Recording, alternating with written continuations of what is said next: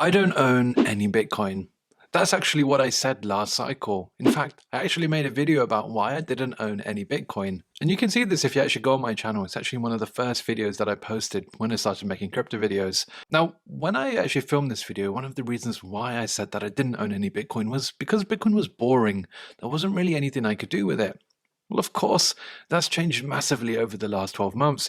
We've had the rise of ordinals, runes, and more recently, the massive rise of Bitcoin DeFi. Now, Bitcoin DeFi has been exploding, but I think a lot of this actually stemmed quite a bit earlier from the rise of EigenLayer. Now, for those of you who don't know, EigenLayer is a protocol that pioneered this concept of restaking, taking your Ethereum, restaking it, and providing economic security for other services who wanted to opt into the network. Whilst EigenLayer was amazing and actually grew to over $10 billion in TVL, it was really focused around the Ethereum ecosystem.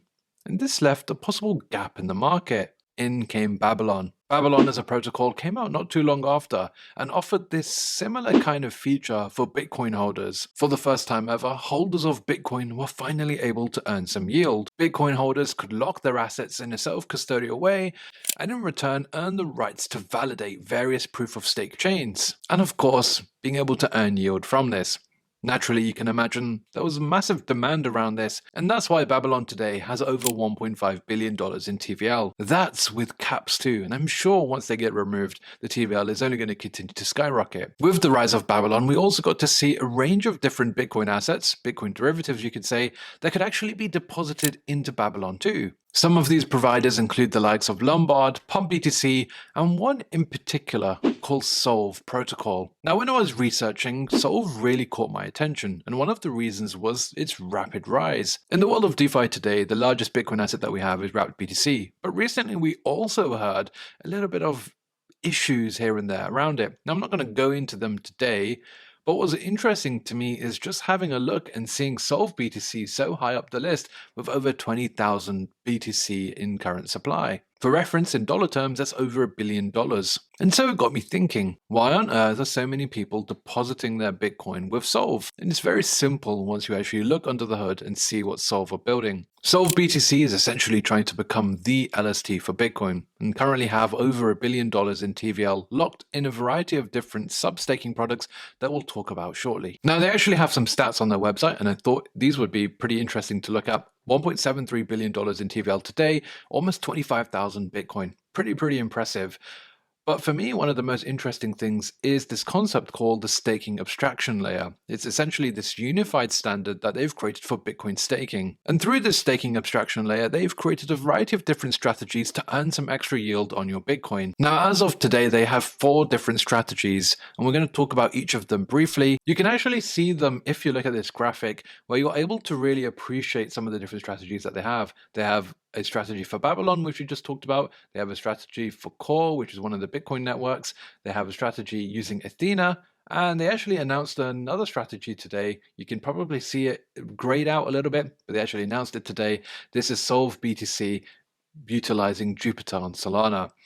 Interestingly, you can also see that there is a grayed out EigenLayer and a grayed out GMX as well. Now, for those of you who don't know GMX, one of my favorite perpetual protocols that does exist. Now, these different strategies that are currently built on Solv can be used for various different things, and they earn yield in very different ways. For me, that's one of the great things about Solv, the fact that you can choose which strategy you want to earn your yield from. The Babylon strategy earns yield through the power of restaking. The Core strategy earns yield through the power of validation on proof-of-stake networks, which of course earns block rewards. The Athena strategy earns yield through the Athena USDE asset. Essentially what happens is stablecoins are borrowed against the Bitcoin, which is used as collateral, and those stablecoins are used to farm USDE yield with. And last but not least, the strategy that just got introduced today, the Solana and Jupiter strategy, earns yield through JLP. Bitcoin is used in JLP for positive exposure, and the other assets are hedged out, ultimately giving you some sort of yield which comes from the JLP asset itself. The great thing about all of them as well is that they are backed one-to-one with Bitcoin. Now, one thing to note is not every single strategy has unstaking available just yet,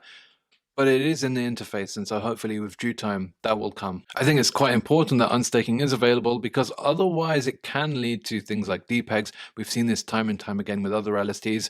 However, the good thing is that Solv BTC assets are fairly liquid on chain. Most of the pools have over 7 figures in them, and so if you're someone who wants to sell, you probably could. However, it is important to know that some of the different assets do trade slightly under peg, and they're not directly one-to-one correlated with the Bitcoin asset itself. So when you go to the application, one of the things that you'll first see is Solv BTC. And what you can do is you can take your FBTC, your CBBTC, which comes from Coinbase, or your wrapped BTC, which of course is the most popular Bitcoin asset that exists today on chain. You can deposit this wrapped BTC and you will receive Solv BTC. And now the question is, what do you want to do with your Solv BTC? You can actually take your Solv BTC and use it in the world of DeFi by itself, or you can take it into some of the different LST strategies, whether it's Babylon, Athena, Core, or Jupiter, which came out today, and decide where you want to earn your yield. Simply click on whichever one you want to, and you can simply, again, stake your Solv BTC into the various different LSTs. So whether it's Babylon, or whether it's Athena, or whether it's any of the others. Again, you can just simply stake it. You will be able to see the exchange rate that comes on screen as well. Of course, the LSTs do auto compound, and so over time their value should increase compared to the value of one Solv BTC. Some of the LSTs you can actually unstake. You will be able to see you will get your redemption in 7 days for the Athena LST. I believe for the Core LST, it's actually going to be on the 15th or the 30th of every month. Similar thing with the Jupiter strategy, but with the Babylon strategy, unstaking is currently not available. And so therefore for this LST, you do actually need to go to a DEX in order to kind of get yourself liquid again. Now, of course, as with many LST protocols that we see today, they do have a points program, and we often know that points mean prizes. You can utilize your assets in a variety of other DeFi strategies, or you can, of course, just use them like this. You will receive XP, and those XP will probably end up resulting in some sort of token in future. Now, I don't know what the most optimal strategy is.